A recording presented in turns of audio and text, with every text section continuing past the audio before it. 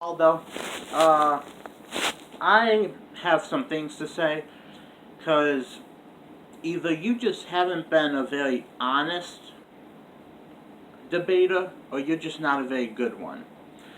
See, you've either lied or not fact-checked your arguments. You've also pulled some pretty sneaky stuff I need to call you out on. You claim in your very first post that you're going to be going off the King James Version of the Bible. However, you are constantly referring to these people as slaves, whereas if you were really going off the King James Version of the Bible, you would be calling them bondmen, servants, bondmaids, stuff the King James Version has said and called them. The fact that you claim to be going off the King James Bible, but at the same time will refer to people as slaves, when the King James Version of the Bible rarely ever refers to anyone as a slave, that's pretty sneaky. The second thing I want to point out is that I don't believe you studied the Bible. And this is really annoying to me, because in your very first post, you said you did your own investigation. And I just gotta wonder, where'd you investigate? Because, like I said, the arguments you're using are either dishonest or just not very good. See, in the last video I made, I pointed out how right above the slave getting killed by a bull quotes that you gave, right above was a verse that said that basically someone would suffer less of a punishment than if the bull killed a slave. You either lied or you very conveniently did not see that post there, or you really just didn't see how that could be used against you. And also, this is also my video reply to you on the end of where you brought up concubines and how women were raped. You quote the verses you gave me for concubines, as well as the verse you provide for women getting raped and stealing from. It's no surprise to me, because I was shocked to hear it. And the reason I was shocked to hear it is because I assumed you to be a good enough biblical educated person that you would already have not brought up these verses because you would see the flaws with them. However, you brought them up. In Messenger, I asked you for, how do you know the Israelites had concubines? God says adultery is wrong.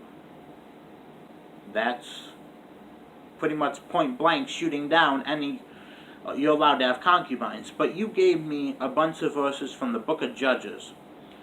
Now, right off the bat, anyone here who knows about the Bible probably knows where I'm going with this. The book of Judges is a book telling about how the Israelites disobeyed God and rebelled from Him. As a matter of fact, in the very verses that you're quoting, saying that the women, I'll include them below in the description, the women were stolen by it wasn't the Israelites, it was the Benjamites. The Israelites told the Benjamites to do it. Now, yes, they did steal them. Yes, they did do this awful thing, but God did not agree with it. As a matter of fact, God punished them for rebelling against Him by delivering them into the hands of His enemy. And what's really bothering me is that you either didn't fact check this or you're purposely leaving this out, because right under the verses that you gave is a verse, the very last verse in that chapter, that says, "And every man did what was right in his own eyes." This verse is also mentioned before. So yes, in the book of Judges, the Israelites did some awful things, but God was not for this. The whole book of Judges can be summed up as, the Israelites do bad things. Oh, we're sorry, God, please forgive us. He forgives them. The Israelites do some bad things. Oh, we're sorry, please forgive us. That's the entire book of Judges right there.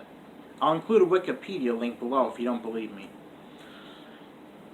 So either And then, and then, and then, this is the straw that broke the camel's back. You may have realized in my video reply to John Brown, I don't believe in being rude, I don't believe in mocking, but see, I can't stand blatant dishonesty or blatant sloppiness. Because here you come into my group and you make this big, long post about how people should fact check, how, people follow the pulpit, and the apologetics aren't trustworthy.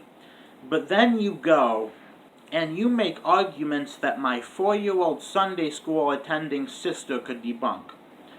Not only would she know what the book of Judges was about, and how that can't be used as any way of demonizing God, and to be fair, you didn't say God was in support of it, but you clearly were implying it. Also, you gave the example that King Solomon had 300 concubines. Therefore, the Israelites were allowed to have concubines. Really? King Solomon?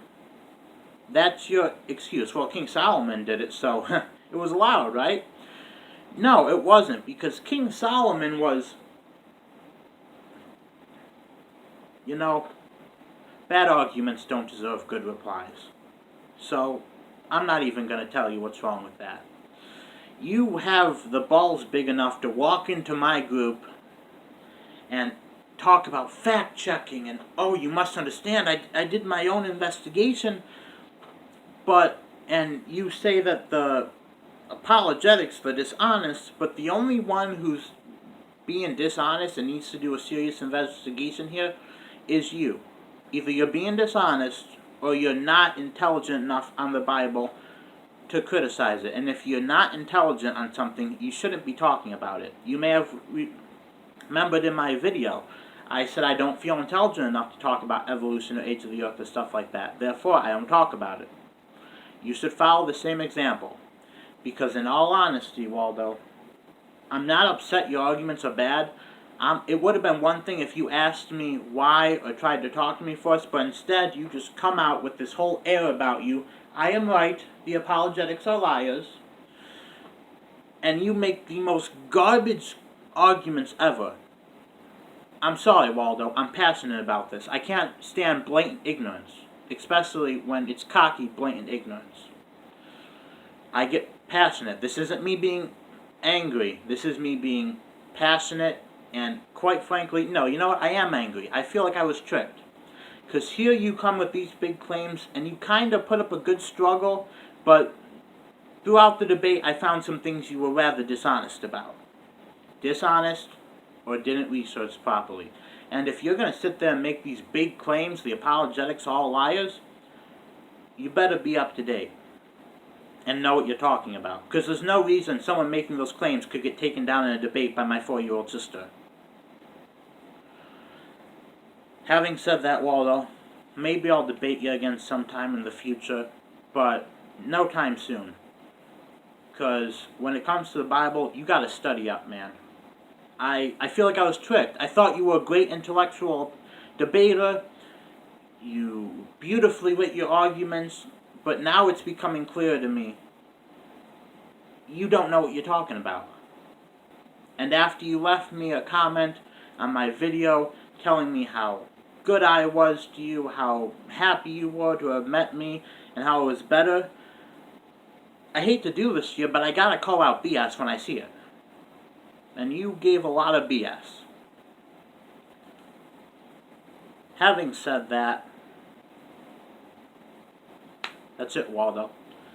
I hope that this doesn't make you offended to the point where you now think less of me, but your arguments are just not good. And it's one thing to have not good arguments, it's another to have not good arguments and then boast about how call people liars, emphasize fact check, and that's some real hypocritical stuff.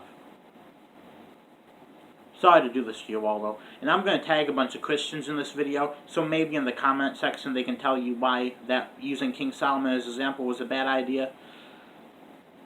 Maybe they will, maybe they won't. Sarah, help me out here. Sorry, Waldo. I wish it didn't have to end like this. Like, subscribe. do all that good YouTube stuff. But whatever you do, be back here next week for this Sunday Apologetics. For next week's Sunday Apologetics, excuse me.